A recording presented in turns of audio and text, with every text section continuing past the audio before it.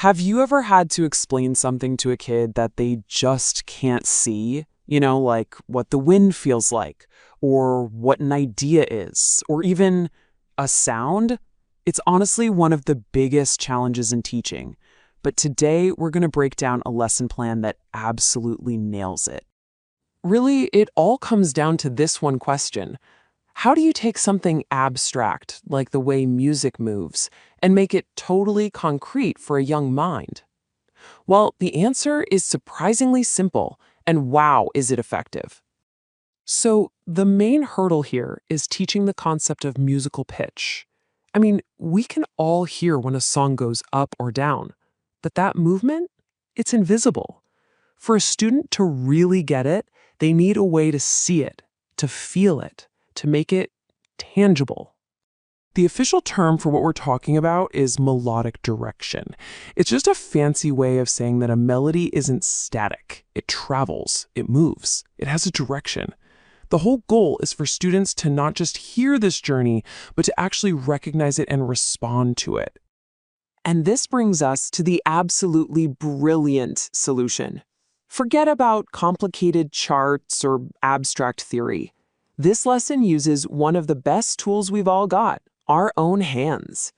It creates this direct, physical link between what a student hears and what their body does.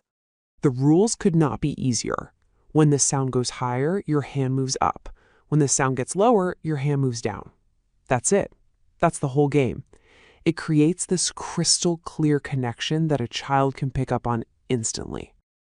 This one sentence is basically the mantra for the entire lesson. It's not about analyzing or overthinking it.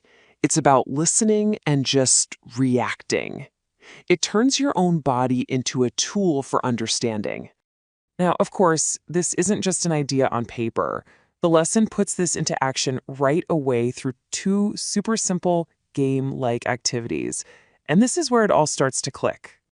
The first activity is all about guided practice. The teacher sings a simple little melody and moves their hand, and the students just copy them. It's all about building that initial muscle memory, connecting the sound cue with the physical movement. Okay, let's try it ourselves.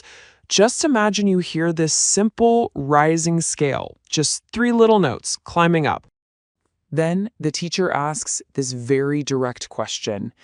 And by asking, they're making the students actively think about what they just heard and what their hand just did. And the answer, of course, is up. This immediate feedback is absolutely critical. You hear the sound, you do the motion, and you get the confirmation. It builds confidence and really makes the idea stick. All right, now let's flip it. Listen to this one. 3 notes, stepping back down. And here it is again, the same question.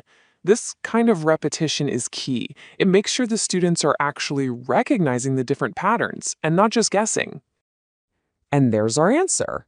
Down, it's simple, it's clear, and it's reinforced by that physical motion of the hand. At this point, that connection is starting to become second nature. So let's see how this builds. The next activity is called echo singing, and this is where the challenge gets turned up just a little bit. Now the students have to take on a bit more of the work. The instructions are pretty straightforward. It's a call-in and response game. The teacher sings, and then the students have to sing it back and do the correct hand motion all on their own. They've just graduated from following along to demonstrating it themselves. And this is where you can see just how smart this is. You can increase the complexity. You move from those simple little steps to bigger jumps in the melody. This challenges the students to listen even more closely.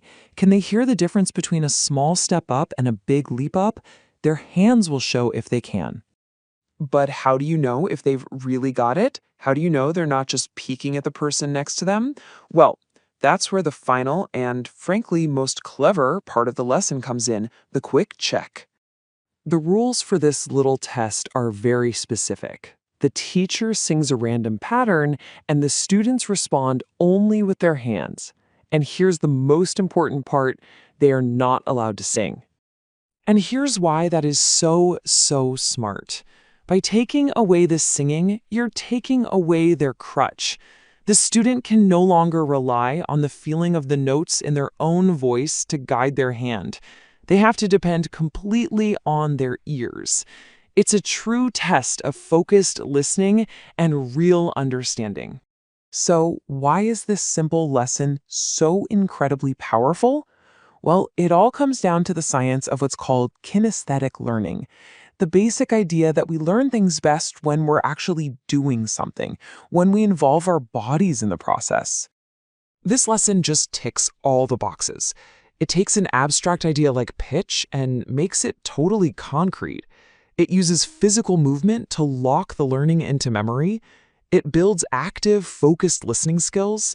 And best of all, it allows students to actually see the sound. And really, that's the perfect way to wrap it all up. This isn't just about music theory. It's about perception. It's about giving students a new way to interact with and understand the entire world of sound around them. You know, it really makes you wonder, doesn't it? If we can use our hands to see sound, what other invisible things could we learn to see? What about the flow of electricity, or the pressure of air, or maybe even the structure of a good story? The possibilities are really pretty fascinating to think about.